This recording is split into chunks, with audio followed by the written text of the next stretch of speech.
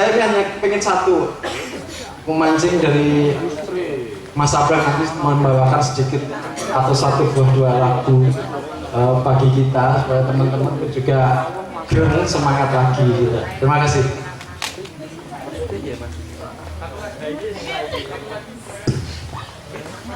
Monggo lagi. Tes. Assalamualaikum warahmatullahi wabarakatuh. Waalaikumsalam warahmatullahi wabarakatuh. Saya Haris Dayat dari Pecangan dan mewakili teman-teman dari rombongan Karangrandu, Mas. Eleng Mas, tentang Karangrandu.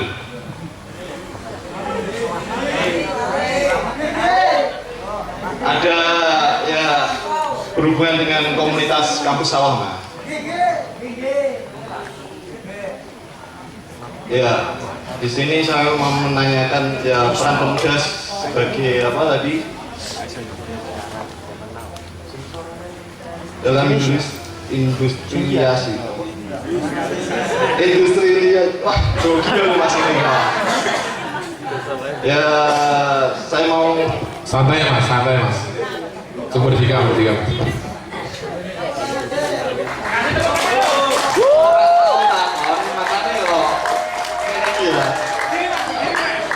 Ngadeg. Ojo, Ben nileng. Melayu yo. Ya, merebaknya industri di Jepara khususnya selain telah menggeser beberapa efek budaya muda dan belakangan telah menjadi viral masalah tentang pembuangan limbah. Ya, wadul sih Mas Begi.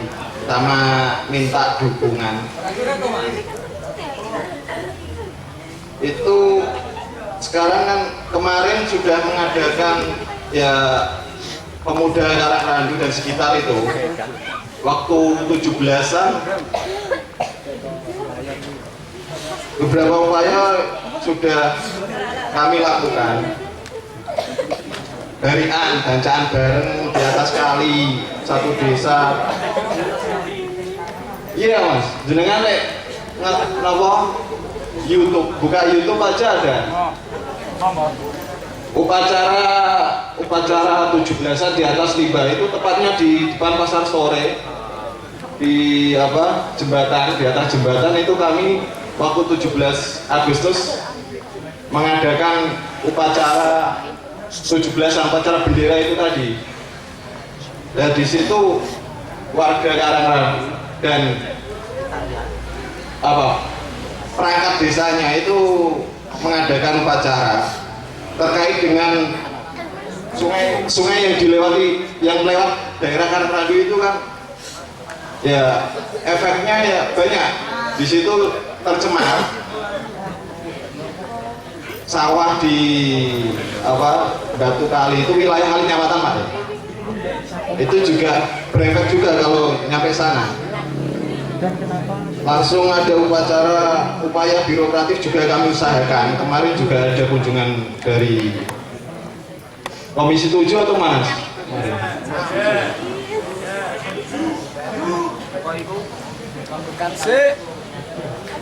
Nah, di sini kami pemuda itu kan apa sih? Nyuwun doa sekaligus wadul, di mana Karangrandu ini mempunyai lahan sekitar 320 hektar. Kali limbah pabrik sungai menyebabkan efeknya kan banyak. Kemarin itu sumur dari teman-teman juga ada yang sudah tercemar, baunya juga sudah gak enak.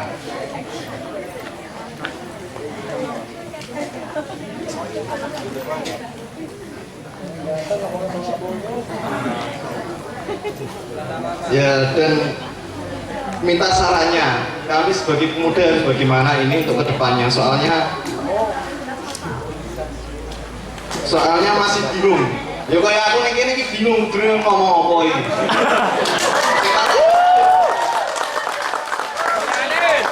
Oh, ini wanita kon Mas dan murid suasana nih.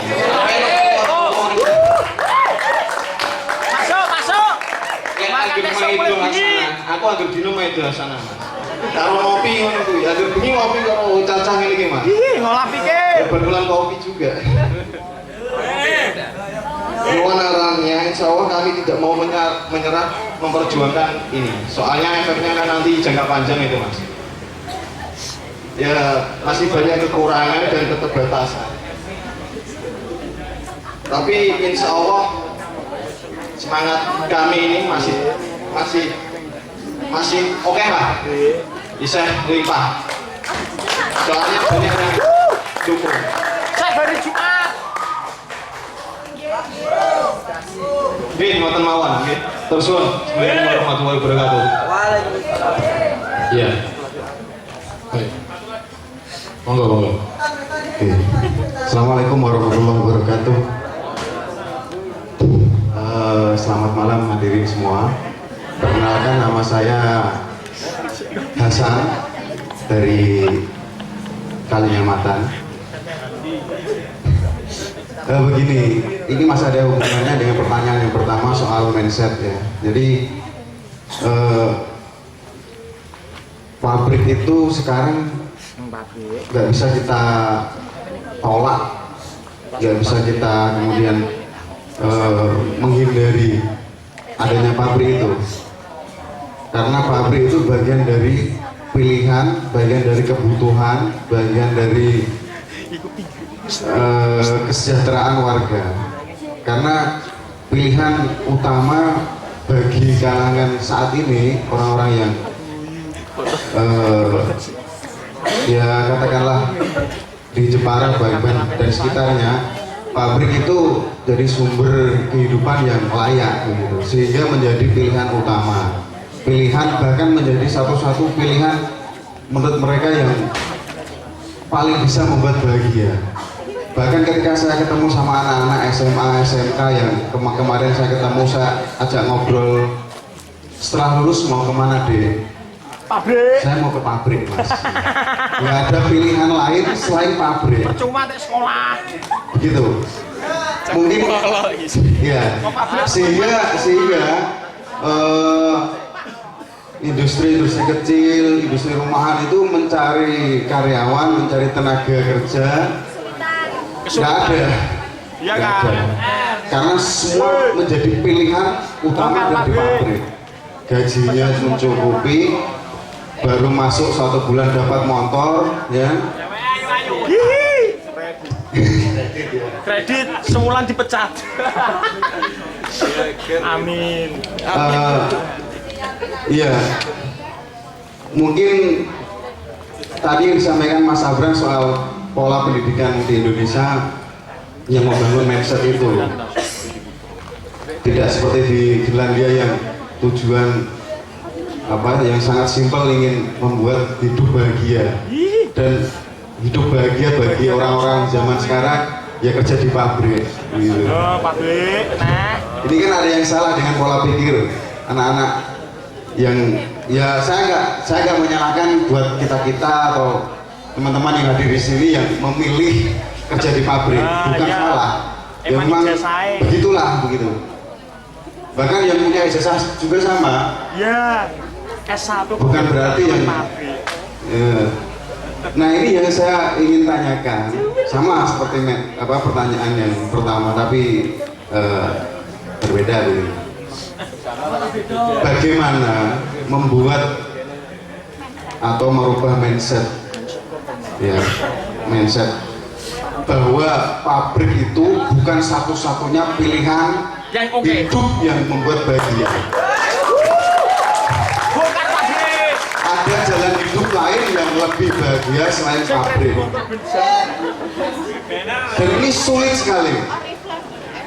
Karena setiap kali saya ketemu sama anak-anak yang sekolah di SMA, di SMK, selalu pilihan utama setelah lulus mau kemana? SMK, Pabrik. sekolah Nggak mencari mau kerja. kuliah, nggak mau membuat apa-apa itu dah. Jadi bagaimana caranya membuat bahwa hidup tidak selalu bahagia di pabrik? Nah, pabrik itu sengsara. Ya, gitu. Terima kasih Mas Abdul. Tampilan. Ya, tadi dari Mas Partoyoso tadi menanyakan ya terkait tradisi, budaya dan religi itu. mendingan di hubungan antara tradisi, budaya dan religi dinaikkan mas, jadi tidak blur gitu. Sik pateni. Terus yang kedua dari Karangrandu tadi, jadi begini mas, memang industrialisasi itu tidak hanya berdampak positif, tapi berdampak negatif juga terkait pengelolaan limbah itu ya. Dari salah satu pabrik yang mencemari sungai, dan itu membawa dampak yang luar biasa terkait pertanian, terus sumber air baku bagi masyarakat sekitar berupa air sumur yang sudah mulai tercemar juga gitu. Dan masyarakat itu mengalami ketidakberdayaan gitu, Mas Abra, mengalami ketidakberdayaan terkait dengan tidak mampunya pemerintah menyelesaikan kasus tersebut, sehingga sampai melakukan demo, upacara bendera di sana dan tumpengan di sekitar lokasi pabrik dan berbondong-bondong sana. Dan pemerintah dan aparat sampai saat ini tidak mampu menyelesaikan persoalan itu. Mungkin itu yang terkait persoalan nyata dari industrialisasi. Jadi ketika saya tadi menanyakan juga industrialisasi sendiri itu sebetulnya dilakukan oleh siapa gitu. Dan apakah kita juga berpartisipasi terkait industrialisasi itu, dan kita mengambil keuntungan budaya atas industrialisasi itu, atau malah kita menjadi korban dari industrialisasi itu. Kalau untuk sekedar kebutuhan hidup, memenuhi kebutuhan hidup, mungkin ya jawabannya tadi seperti yang disampaikan Mas Hendra. Namanya siapa Mas? Kita harus berubah mindset itu. Jadi sekedar dapat hidup aja sudah bahagia dengan menjadi buruh di pabrik tersebut itu. Padahal dalam teori Maslow ada tingkatan-tingkatan kebutuhan, hierarki kebutuhan gitu. Nah, kebutuhan yang paling rendah itu adalah kebutuhan fisik, makan, kebutuhan hidup itu aja, fisiologis itu aja. Itu kebutuhan yang paling rendah. Kalau kita bahagia di sekitar kebutuhan yang paling rendah itu menjadi sebuah tragedi gitu. Kalau nggak salah seperti itu ya Mas ya. Jadi selain kebutuhan makan itu, tentunya ada kebutuhan rasa aman. Kita sudah terusi berarti rasa aman kita terkait dengan sumber hidup kita yang sudah tercemari, dan kita tidak berdaya ternyata faktanya. Betul tidak masyarakat Karangrandu itu ya? Sampai saat ini sudah bertahun-tahun pencemaran itu masih berlangsung dan tidak mampu diselesaikan. Artinya kita sudah tidak aman hidup karena apa? Karena kita mungkin sumber baku kehidupan kita itu sudah tercemari dan kita tidak bisa menyelesaikan masalah itu. Mungkin ini juga berkelindan dengan Mas yang dari Marco Yoso, namanya pun sini Mas Budi Haryanto. Jadi Sudi Haryanto.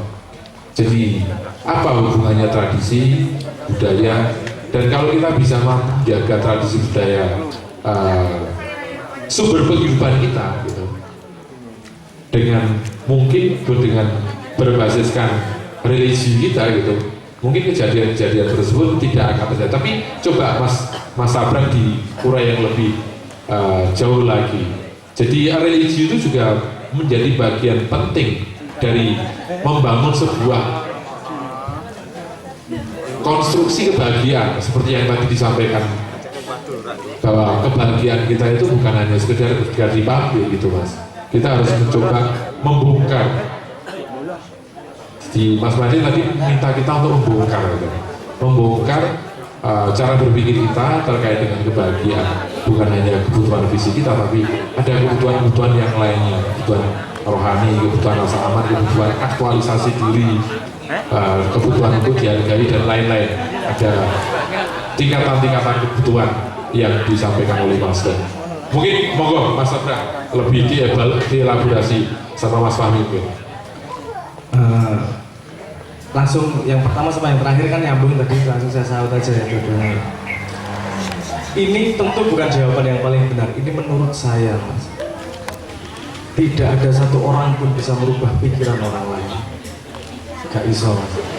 Yang bisa dirinya merubah dirinya sendiri. Tapi kalau Anda punya cita-cita seperti itu, yo baik juga. Kalau usulan saya, jadilah inspirator, jadilah contoh dari cara Anda, menurut Anda yang baik itu gini, Anda buktikan dengan hidup Anda menjadi inspirasi untuk teman-teman yang lain untuk mengikuti seperti cara Anda. Saya teringat Kanjeng Nabi Muhammad ketika di Makkah 12 tahun itu mendapatkan 200 pengikut paling kurang segitu. Karena di sana mengabarkan tentang tauhid, ilmu tauhid semua. Tapi kemudian hijrah ke Madinah. Setelah itu, di Madinah yang pertama kali dia bangun adalah pasar. Di tengah-tengahnya dikasih apa namanya makam, sekitarnya ada pasar, dibangun mekanisme muhajirin nyambung sama ansor dan seterusnya lah. Apa yang terjadi? Kemudian pasar itu dengan spirit keadilan Islam, spirit kejujuran Islam menjadi pasar yang luar biasa dan Madinah menjadi makmur. Suku-suku yang lain, suku-suku di sekitarnya kemudian masuk mekanisme itu dan masuk Islam. Masuk Islam bukan karena tidak semua karena urusan percaya sama Kanjeng Nabi, bisa jadi karena pengen ikut makmur. Tapi kemudian lama-lama juga masuk nilai Islam. Nah, di situ yang pelajaran yang saya bisa ambil adalah jadi inspirasi, jadi contoh. Kalau kita mempromosikan ini gini, tapi kita tidak bisa memberi bukti, jadi kita tidak bisa menjadi bukti dari omongan kita, jadi omong kosong nanti. Gitu. Menurut saya bagus kamu ngomong apa? Pengen menginspirasi yang lain, ayo tuh cara berpikir gini. Tapi salah satu cara yang efektif adalah menjadi contoh tersebut. Jangan lupa, dorongan budaya yang ada sekarang itu semua berasal dari contoh juga. Saya 2 tahun yang lalu ikut panitia Jambore nasional pramuka itu loh. Ya terus di apa namanya? Di kuesionernya kan salah satunya cita-cita. Saya bandingkan 10 tahun, 20 tahun sebelumnya dan sekarang. Dulu cita-citanya masih dokter, presiden, menteri, polisi, jenderal, guru masih ada. Di Jambore yang 2 tahun lalu, cita-cita orang terkenal, orang kaya, penyanyi, selebriti, artis, cita-citanya itu kabeh. Kenapa? Karena itu mimpi indahnya itu di situ. Sehingga orang berbondong-bondong untuk mencari mimpi indah. Tapi sebelum orang juga mohon mengertilah kepada manusia. Karena sebelum mereka bisa mengejar mimpi, kadang-kadang wetengki berteriak-teriak ya. Sik toh mimpine nanti sik sing penting aja ngelih sik. Sehingga pikirannya ya udah yang ini yang penting nggak lapar, nggak masalah. Saya juga terinspirasi Kanjeng Nabi ketika ditawari, saya hancurkan apa kaum kafir tersebut. Terus Kanjeng Nabi bilang, jangan saya nunggu anak cucunya nanti mereka jadi pejuang Islam. Bisa jadi ini yang sekarang pikirannya masih ke pabrik semua, walaupun hatinya sebenarnya aku ya pengen mencapai yang lebih tinggi daripada pekerja pabrik suatu saat dalam hidupnya, dan dia kemudian mentradisikan kepada anaknya, ojo dadi pekerja pabrik kayak bapak ya. Kowe dadi wong sing apik. Kaya kan tanggamu kae lho Mas Victor. Walaupun Victor pikiran kotor tapi ternyata misalnya gitulah. Mampu memberi bukti bahwa tidak harus bekerja pabrik, jadi inspirator. Nah, kalau Anda sukses menjadi inspirator itu kan menurut saya akan menjadi contoh yang bagus untuk yang lain untuk bisa ke arah situ. Kalau mimpi wong sak kampung kemudian punya pikiran yang sama ya agak susah juga, nggak sederhana. Nanti pabrik di sini mati semua karena nggak ada pekerjanya. Kalau semua setuju dengan terus nanti nggak ada industri yang bangun di sini, ngelih meneh masyarakat ya masalah meneh gitu. Nah jadi ada keseimbangan di situ. Ono sing bermimpi tinggi, ada yang enggak, yang bermimpi tinggi bisa menginspirasi, dan itulah namanya laju peradaban bergulir terus. Anda bagian dari yang menginspirasi. Jadi jadilah orang sukses dan menginspirasi yang lain.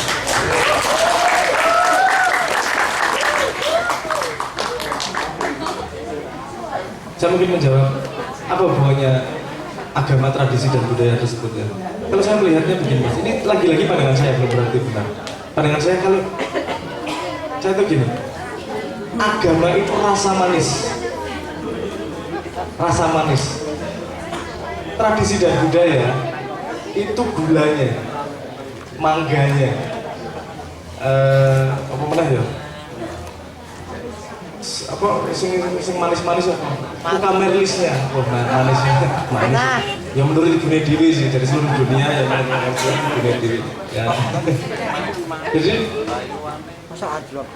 bentuknya itu bisa tradisi, bisa budaya. Misalnya beragama, sholat, puasa itu ditradisikan. Walaupun dengan saripati manisnya agama, tapi kebaikan menjadi orang yang bermanfaat tidak harus seperti yang ditradisikan agama. Gue jadi orang bermanfaat, menjadi inspirator itu jadi orang bermanfaat. Dia dapat manisnya agama. Itu loh maksud saya, Mas. Jadi kalau pemetaan saya gitu, agama itu manisnya. Dia bisa ada di mana aja. Dia bisa bahkan bisa di ujung kembang sepatu yang tidak terbayangkan disesep ya manis. Dari koruptor itu ada nilai agamanya. Loh koruptor loh. Tapi dia juga mengambil nilai agama itu berguna untuk pendidikan. Jangan bilang koruptor itu selalu negatif, dia ada positifnya. Dia bisa menjadi contoh guru untuk anak kita. Dalam mendidik, ojo koyo kae yo. Lumayan tuh. Fir'aun aja masuk ke Quran loh. Siapa yang dia bisa menjadi contoh guru untuk anak kita. Jadi semua kita bisa menemukan saripati agamanya kalau kita bisa memandang dengan tepat. Jadi budaya tradisi tetap berubah, tapi manisnya tidak pernah berubah. Kalau kita mengenal hakikat dari agama tersebut, semoga menjawab. Ya, mantap.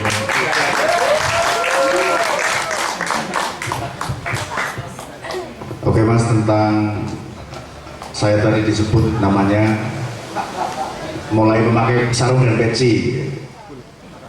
Niat saya itu bukan masalah kepengen sok religius, bukan. Tapi saya merasa ganteng aja dengan memakai peci gitu. Terima kasih. Wes. Ya, ini bicara tentang pergeseran budaya ya di sekitar Margoyoso Kalinyamatang, dan di sini ada pemangku stakeholder penting di Margoyoso, Pak Inggi gitu.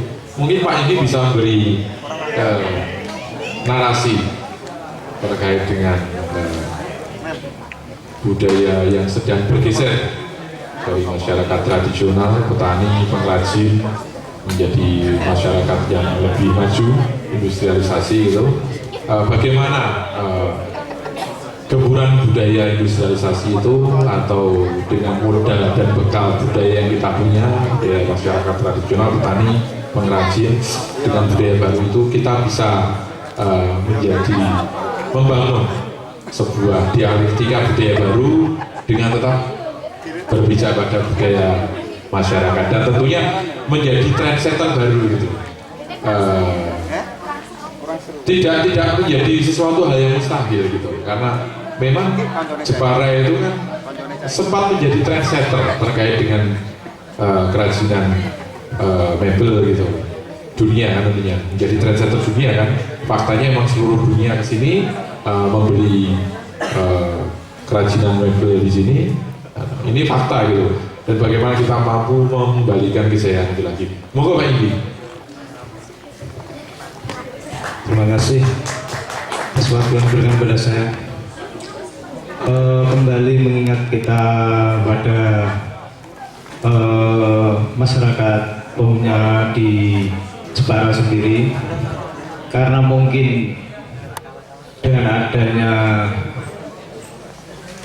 industrialisasi yang masuk ke Jepara itu merupakan suatu program dari pemerintah juga. Kita kembali ke pemerintah juga, Pak. Karena mengingat dari penataan kota dari Jepara, mungkin mengingat adanya tenaga kerja yang baru-baru, contohnya tadi yang seperti Mas dari mana tadi itu Kalimantan sendiri mengutarakan mengenai kerja. Ditanya setiap anak didik dari lulusan sekolah SMA, mungkin ditanya mungkin larinya ke pabrik, kembalinya pasti ke pabrik. Mengingat itu dengan adanya mungkin dari Jepara sendiri untuk lapangan kerja, mengingat kembali ke lapangan kerja, mungkin banyak masih pengangguran yang kurang terpenuhi untuk mendapatkan pekerjaan. Dari sisi pemerintah Pemda sendiri ada kesempatan mungkin untuk menambahnya, itu dari pemerintah pusat, pemerataan mengenai kesejahteraan masyarakatnya. Itu juga program dari pemerintah juga, sehingga bisa menambahkan untuk kesejahteraan dari ketenagakerjaan mungkin bisa menyerap. Itu dari saya. Mungkin dari pemerintah sendiri itu juga memikirkan mungkin ada kekurangannya untuk ketenagaan itu. Kenapa di Jepara sendiri dimasukkan industri-industri dari asing, mungkin itu solusi dari mungkin dari pemerintah. Dan untuk mengenai antisipasi itu mungkin seperti yang Mas tadi katakan, berpikirlah seperti yang dikatakan sama Mas Abraham tadi. Itu mungkin hanya yang berdiri keterangan Mas Abraham itu bisa mewakili saya juga. Untuk saya sebagai tinggi mungkin ya hanya pengalaman saya kurang, masa saya juga pendiri baru Mas, mohon maaf. Itu dari saya mungkin hanya punya wacana seperti itu karena pemerintah memikirkan juga karena ketenagakerjaan. Mungkin di Jepara sendiri yang dulunya juga banyak mebel-mebel yang berjalan sangat di tahun-tahun yang dulu Pak. Di tahun itu kejayaan mebel adalah 97 Pak. 97 bukan ya? 97 98 kejayaan mebel yang memuncak dengan adanya mebel. Mungkin dari beberapa wilayah di Jepara perekonomian bisa meningkat. Tapi dengan berjalannya waktu ke sini, mungkin dari pemerintah, dari pusat sendiri, karena mungkin pembiayaan para industriawan yang dari masing itu merasa terbebani dengan istilahnya UMR-nya yang terlalu tinggi, sehingga ada pemerataan dari daerah-daerah yang masih membutuhkan ketenagaan kerja, tenaga kerja yang masih berlimpah, tidak banyak mencakup untuk lapangan kerja mungkin di situ Pak. Itu dari pemerintah Pemda mendapatkan masukan dari pemerintah pusat, mungkin untuk wilayah Jepara bisa dimasuki itu. Dan untuk antisipasinya tergesernya pekerjaan yang dulunya sudah ada, itu dari pertanian maupun dari industri dari wilayah sendiri tergeser, mungkin karena mengingatlah mungkin kebutuhan, kembalinya ke kebutuhan, sehingga para generasi-generasi tadi setiap ditanya mungkin larinya mengingat kembalinya kebutuhan itu. Dan untuk kembali mengenai kembalinya bisa memulihkan untuk ke usaha yang kemarin yang sudah dari wilayah sendiri itu mungkin butuh dukungan dari pemerintah juga, bisa menata kota agar supaya tidak terlindas yang tadinya sudah ada untuk di Jepara sendiri. Itu di yang dari pemerintah. Dan untuk itu dari perumuran ini Jawa Baru bisa memberikan Sabrang bisa memberikan solusinya, karena di sini ada jagung bareng dan tengah jam juga. Dari saya itu Pak, cukup sekian. Terima kasih.